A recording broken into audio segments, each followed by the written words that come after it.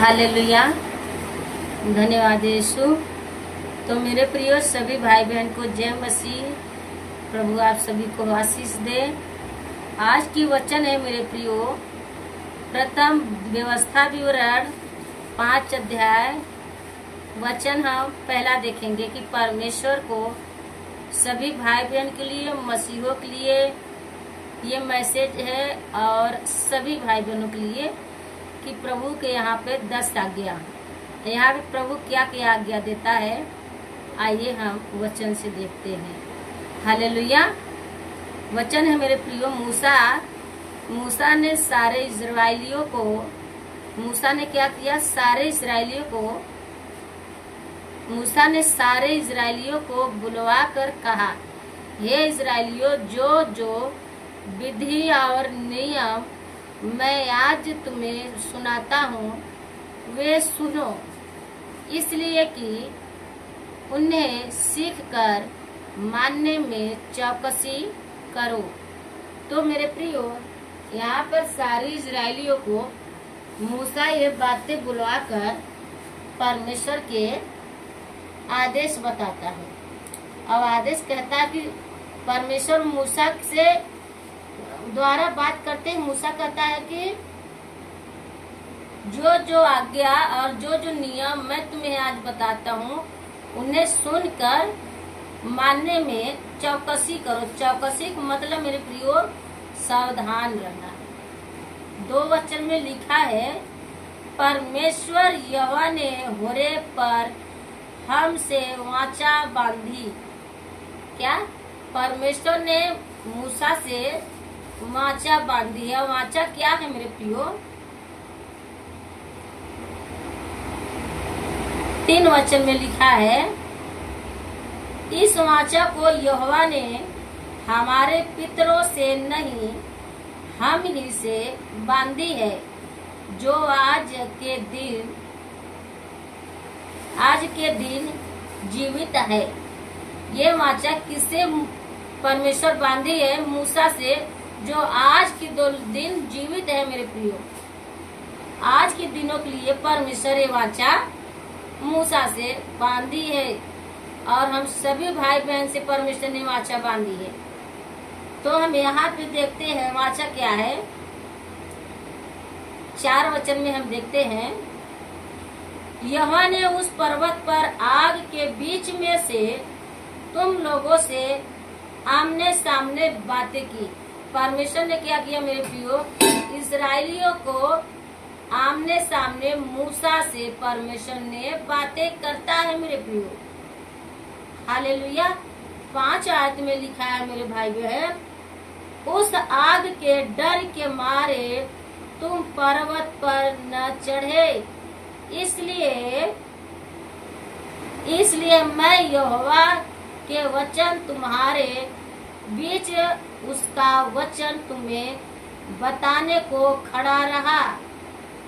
यहाँ पे इजराइलियों के बीच में मूसा कहता है कि जब परमेश्वर की उपस्थिति हुई मेरे प्रियो, तो वहाँ पे इजराइली लोग क्या किए? डर को मारा नहीं गए उस पर्वत पे, परंतु मूसा कहता है कि मैं तुम्हारे लिए परमेश्वर के वचन सुनाने को खड़ा रहा।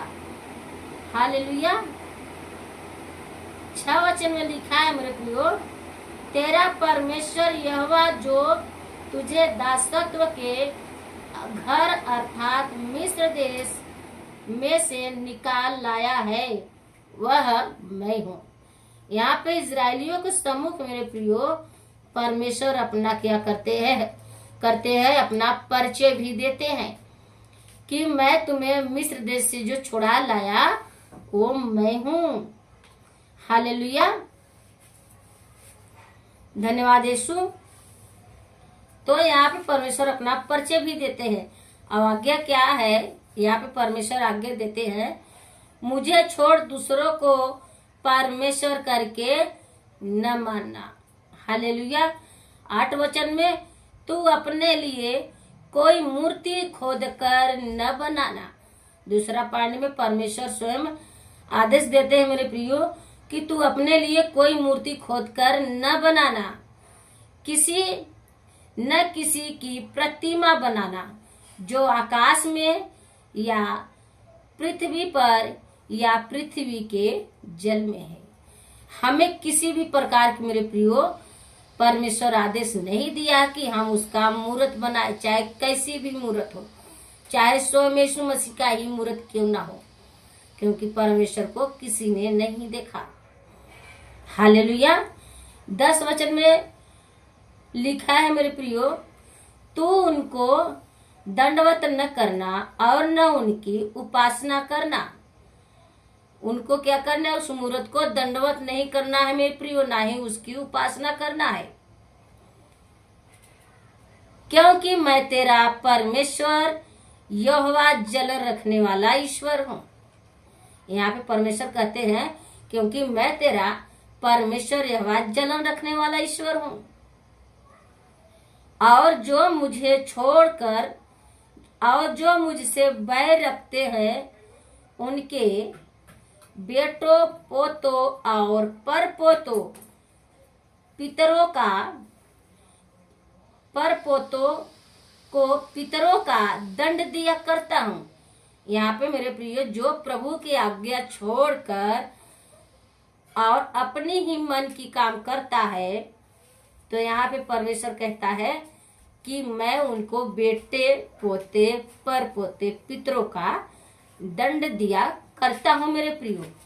तो जब परमेश्वर ने यहाँ पे मूर्त बनाने को मना कर दिया है, तो हमें किसी भी प्रकार का मूर्त नहीं बनाना है मेरे प्रियो, और ना ही उसको दंडवत करना है। 10 वचन में लिखा है, और जो मुझसे प्रेम रखते और मेरी आज्ञाओं को मानते हैं, उन पर हजारों करुणा किया करता हूँ। यानी मेरे प्रियो, जो भी परमेश्वर का वचन है, जो परमेश्वर की आत्मा द्वारा इस सारे वचन को लिखी गई है, इस आज्ञा को छोड़कर, परमेश्वर के कहा गया हर एक वचन, हर एक आज्ञा को छोड़कर जो अपनी ही मन की मनमानी करता है, प्रभु उसे क्या करते हैं? उसके बेटे, परपोते, पितरों का दंड देते हैं। और जो प्रभु की इस हर एक आज्ञा को मान के प्रभु का भय में चलता है, तो परमेश्वर उस पे हजारों करुणा भी करते हैं मेरे प्रियो। हालेलुया। एक वचन और बहुत अच्छा से परमेश्वर बताते हैं, तो अपने परमेश्वर यहोवा का नाम व्यर्थ न लेना। क्या? अपने परमेश्वर यहोवा का नाम व्यर्थ न लेना मेरे प्रियो, क्योंकि जो यहोवा का नाम व्यर्थ ले, वह उनको निर्दोष न ठहराएगा। यानी हर एक बातों में प्रभु को बीच में लाना ये ठीक नहीं है, क्योंकि प्रभु उनको, जो परमेश्वर का नाम व्यर्थ ले, परमेश्वर उसको निर्दोष नहीं ठहराएगा मेरे प्रियो।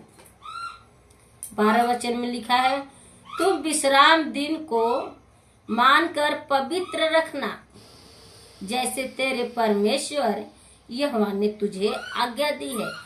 यानी परमेश्वर को विश्राम दिन को मेरे प्रियो उसे पवित्र मानना,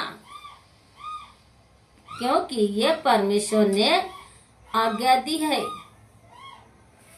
6 दिन तो परिश्रम करके काम करना, सारा कामकाज करना। 6 दिन क्या करना है मेरे प्रियो? हमें परिश्रम से कामकाज करना है, परंतु 7वां दिन तेरे परमेश्वर यहोवा के लिए विश्राम दिन है।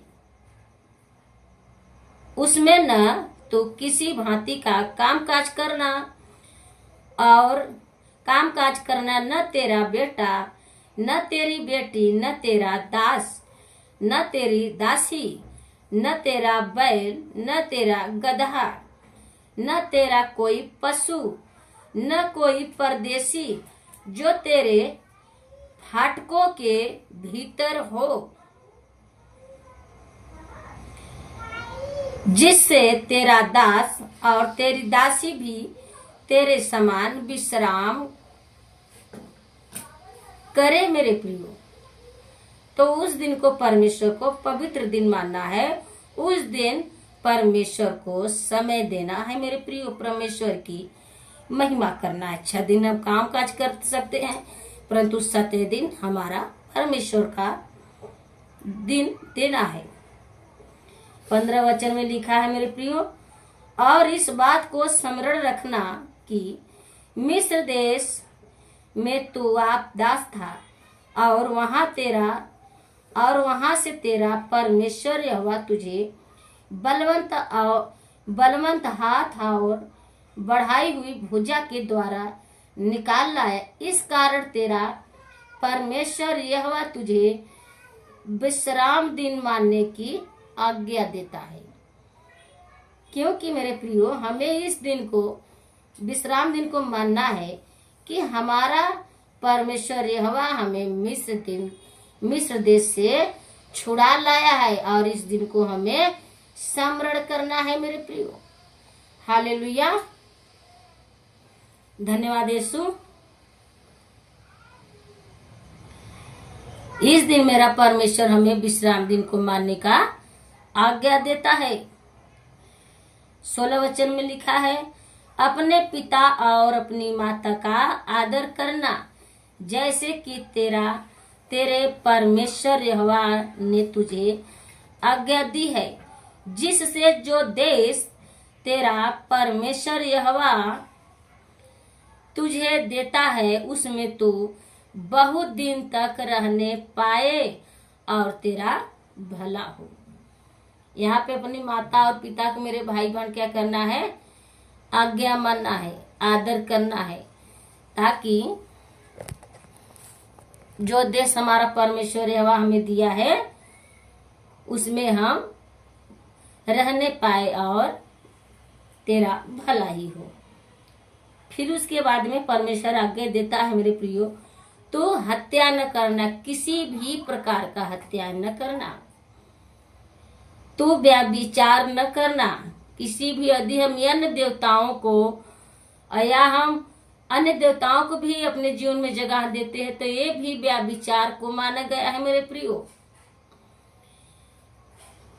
तू व्यभिचार न करना, तू चोरी न करना। हमें किसी भी बात में, यदि हम सच्चाई को जान के अनजान बन रहे हैं तो ये भी चोरी है।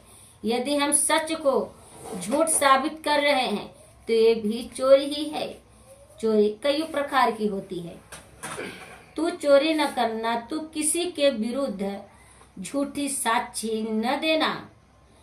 किसी के भी विरोध मेरे प्रियो, बिना जाने समझे कोई भी इंसान हो, चाहे वचन को ही बताने वाला, जो भी प्रभु की ओर से, जो भी परमेश्वर की खरी शिक्षा दे रहा है, उसे क्या करना है? झूठी दोष में नहीं लगाना है। इसलिए प्रभु यहाँ पे कहता है, तू किसी के विरुद्ध झूठी गवाही न देना। तू न किसी की पत्नी का लालच करना। लालच जो होता है मेरे प्रियो, हमें किसी भी प्रकार का लालच नहीं करना है। चाहे किसी के बाल बच्चे, पति पत्नी का हो, चाहे पैसा को हो, चाहे खेत खरियान को हो, किसी भी प्रकार के हमें लालच करने से प्रभु यहाँ पे मना करता है। और न किसी के घर का लालच करना, और न उसके खेत का, न उसके दास का, न उसकी दासी का, न उसके बैल या गधे का, न उसकी किसी और वस्तु का लालच करना। यहाँ पे किसी भी प्रकार का लालच करने से स्वयं प्रभु मना करता है मेरे प्रियो। यही वचन ने हवा ने उस पर्वत पर आग और बादल और घोर अंधकार के बीच में से तुम्हारी सारी मंडली से पुकार पुकार कर कहा, और इससे अधिक कुछ न कहा।